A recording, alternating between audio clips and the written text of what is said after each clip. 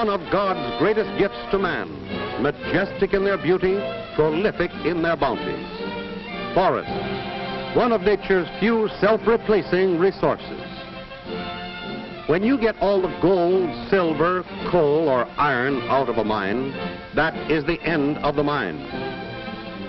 When the oil here is all gone, these wells will be dry, worthless.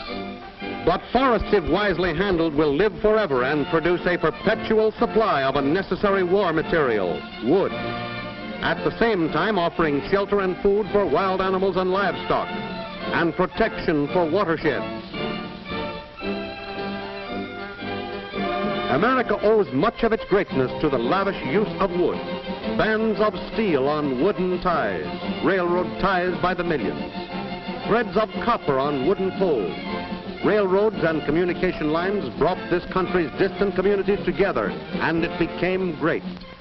About 50 years ago, some far-sighted, public-spirited citizens realized that future timber crops must be planned if we, their children and grandchildren, were to enjoy the use of forest products. Plenty of wood to meet every challenge could be assured if sensible cutting and adequate protection measures were applied to all forest land. Wood for war. Wood for peace. Wood through mud. Wood over hills. Wood down roads. Wood along waterways. Wood over waterways.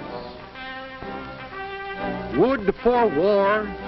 Wood for peace. Wood for us now. Wood for him 20 years from now. Our armed forces need steel, tin, and aluminum. But Milady can still carry on, for forest products now supply household and toilet requirements. The Army needs wool, silk, cotton, leather. So civilians turn to wood. Every article of clothing and adornment worn by this pretty miss is a forest product. The Navy needs special woods for patrol boats, minesweepers, and supply ships. But we may still furnish our homes comfortably with furniture made of wood, not suited to defense purposes. The colorful seats and backs are plastic, a wood product. There is an unprecedented demand for wooden military buildings. Our forests will not let us down. The demand will be met. And civilian war workers too need homes. More wood. Again, the need will be supplied. Chemists and engineers are developing new uses for wood and wood waste to replace critical materials. Right now, more than 200 drugs and remedies come from the trees.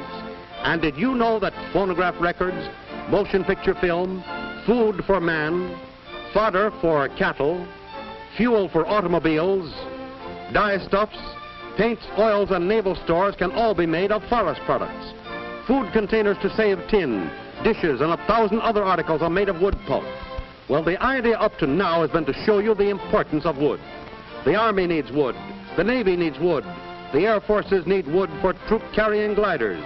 We all need our forests. But the forests have a vicious public enemy number one. Who is it? My friends, prepare for a shock. It's you. Yes, you good citizens who would never knowingly damage the forest. You who are careless with your smoking, who are in too much of a hurry to put out that last spark of your campfire. Fire, ruthless, devastating forest fire, wiping out homes, destroying critical war materials, taking its annual toll of lives. Here is a war plant. To be close to its raw supply, it is located near the edge of a forest. A forest fire would threaten it. Yes, even a fire miles away would take war workers from their lathes, drills, and presses. Instead of making torpedoes, tanks, and trucks, these munition workers are going out to fight fire, to to save their factory and machines. Instead of working on bombs, bombers, and bayonets, they are working day and night, perhaps for weeks on this so unnecessary job brought on by your carelessness. Halting production, slowing up delivery of badly needed rifles and bullets, leaving our brothers and our sons, our husbands and our sweethearts, who marched away so bravely to fight for us, now in their foxholes in mire and muck, without adequate means to defend themselves. Yes, fires do slow up war production. What are you going to do about it? I know. Before you throw that match away, you're going to think. Break it in two. Feel it. Know that it's out. You are going to crush out that pipe heel. You are going to be sure that cigarette is out.